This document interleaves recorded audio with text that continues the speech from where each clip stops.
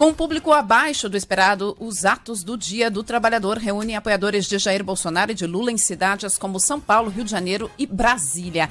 Na região do Pacaembu, na capital paulista, o petista discursou e afirmou que alguém melhor que o atual presidente vai vencer as eleições.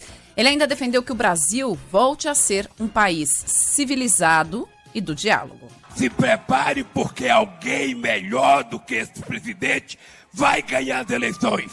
E aí, ao invés de vocês ficarem xingando o presidente na rua, vocês vão ser convidados para sentar numa mesa de negociação, para a gente restabelecer as condições de trabalho e o respeito ao direito dos trabalhadores. Vamos voltar a ter um país civilizado. As instituições vão se respeitar. A gente precisa voltar àquela sociedade em que o amor supera o ódio.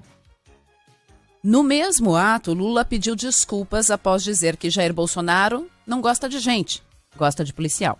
Ontem eu fui na Zona Norte, na Brasilândia, fazer um ato com as mulheres para discutir o custo de vida.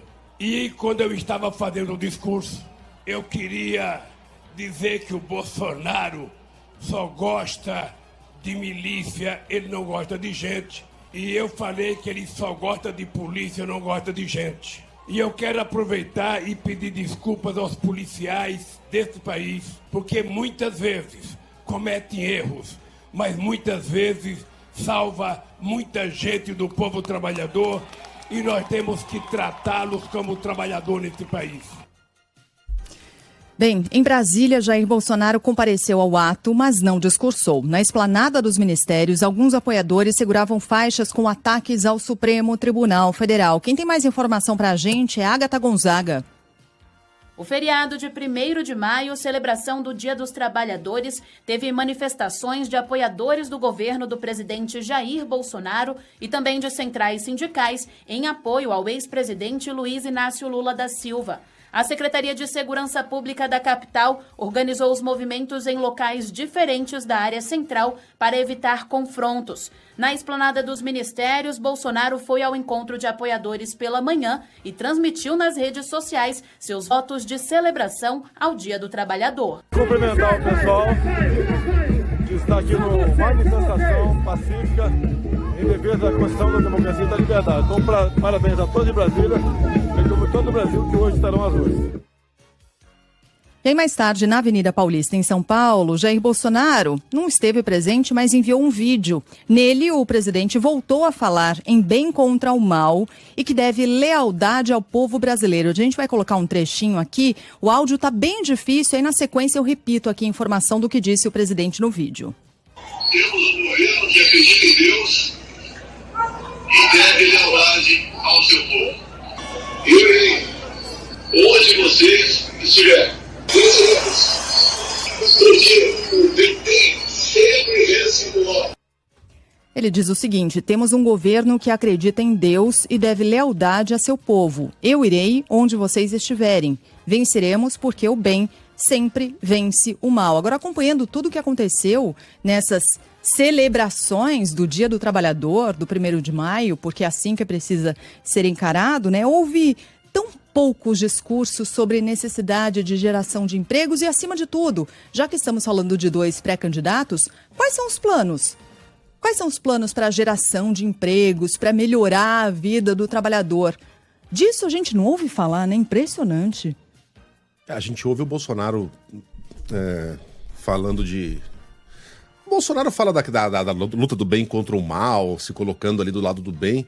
E o Lula, como apontava a Ellen Brown aqui fora do ar, traz um discurso também mofado, né? A Petrobras é nossa, a Petrobras é nossa. Isso não é exatamente um plano de geração de empregos e um plano para retomar o crescimento do Brasil. Eu estava aqui no ar. Você estava no ar? Eu estava aqui no ar quando estava acontecendo os atos. Primeiro, uma coisa que chamou a atenção de todo mundo. Atos esvaziadíssimos, né? Eu Esvaziadíssimos. Eu já cobri muitos 1º de maio, na época era mais centrais sindicais, mas a gente sempre tinha, né, o pessoal da CUT de um lado, aí Força Sindical de outro. Já faz tempo, hein? Mas faz assim, tempo que a mas gente não tão vê esvaziado. Faz tempo que esvaziar. Tudo bem, vamos levar em consideração que rolava um sorteiozinho de uns carros, umas coisas assim, antigamente, que dava uma juntada no pessoal, né? Tinha um show, tinha um churrasquinho, juntava o pessoal. Mas estava muito esvaziado, muito esvaziado. E aí outra coisa que chamou a atenção é o seguinte: ok, o discurso do Bolsonaro, um discurso assim que não foi tão beligerante, né? Mas era num ato em que tinha gente com caixão com a cara do Alexandre de Moraes, né? O presidente discursou num ato que tinha gente com caixão com a cara do Alexandre de Moraes. Caixão do Alexandre. Mas aí você pode argumentar que o caixão não é literal. Já fizeram isso com o João Dória também em São Paulo. Fizeram com a Dilma em 2000. Que o caixão é a morte política, mas os cartazes pediam o fechamento do STF. Mas estava militar, escrito. AI-5, né? Aí sim. E aí, do outro lado, aí você diz assim, não, mas então o que é o contraponto? O contraponto é alguém dizendo que não pode privatizar a Eletrobras em 2022. Dizendo que a Petrobras é nossa.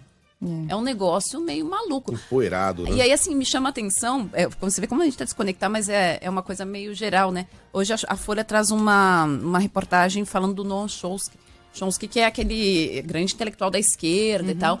E aí você vê como as duas coisas estão tão coladas, porque na fala do Chomsky, era uma entrevista, um vídeo que ele publicou num canal Edu Kitchen, e aí ele está falando o seguinte, que hoje o mundo tem um grande líder que é capaz de entender o que é necessário para a paz, uma saída diplomática para a guerra na Ucrânia. Donald Trump, diz Chomsky, é o grande líder. E aí vem com um discurso super mofado da esquerda, dizendo que o problema é o avanço da OTAN, E você vê como essas coisas estão conectadas, né? Assim, quando você pega no fundo, aqueles atos ali que estavam ontem de Lula e Bolsonaro, muito extremo, cada um falando pro seu público, que são tão extremos que quando você vê, eles se aproximam. Eu li essa entrevista do Chomsky que meio que resumia o que a gente viu ontem no Brasil, assim. Você dá uma volta, uma guinada tão grande à esquerda que você chega lá na extrema direita e tá todo mundo meio junto. Veja aí o que aconteceu na França recentemente, né? Quando os eleitores de Mélenchon passaram a procurar Marine Le Pen depois do primeiro turno. E é isso que o Brasil está vendo. Assim, a gente tem dois extremos muito característicos falando para o seu público, cada um no seu ato ontem falou para o seu público. Ninguém falou para o brasileiro médio. Ninguém falou para o trabalhador, Ninguém falou para o brasileiro que está no ônibus agora nos ouvindo, tendo que trabalhar, ou no seu carro, indo para o seu escritório. Aí a gente chega onde eu queria, porque os atos, ambos tiveram menos público que o imaginado. Bom, talvez o das centrais, não tenham tido o público que a gente imaginava mesmo. Mas quem estava organizando esperava mais, até porque atrasou o discurso do Lula em 1, 2, 3 horas para ver se juntava mais gente, não juntou mais gente. Nos atos pró-Bolsonaro, em Brasília havia muito pouca gente, um pouquinho mais no Rio de Janeiro, em São Paulo, mas muito menos na comparação com outros eventos que já foram organizados e conclamados pelo presidente e pelos seus. Então quero crer, tentando enxergar aqui o copo meio cheio, que, excetuando-se o pessoal do fã-clube, o brasileiro médio não está mais caindo nesse papo e não está mais afim de embarcar nessas aventuras, não se sente mais motivado a deixar sua casa num domingo para apoiar esse tipo de discurso tão vazio, muitas vezes violento e muito pouco efetivo no que diz respeito ao que a gente precisa em pleno domingo de sol. Quero crer que foi isso que aconteceu. Por exemplo, quem foi ao Rio de Janeiro viu lá uma palhaçada de um sujeito vestido igual aquele invasor do Congresso americano, com chifre na cabeça, pele de castor no ombro, entregando uma placa parecida com aquela que o Daniel Silveira havia rasgado da vereadora Marielle Franco, com o nome dele, Rua Daniel Silveira. Quem é que quer sair de casa para ver um troço desses, um circo desses, em pleno domingo de sol, largar a família?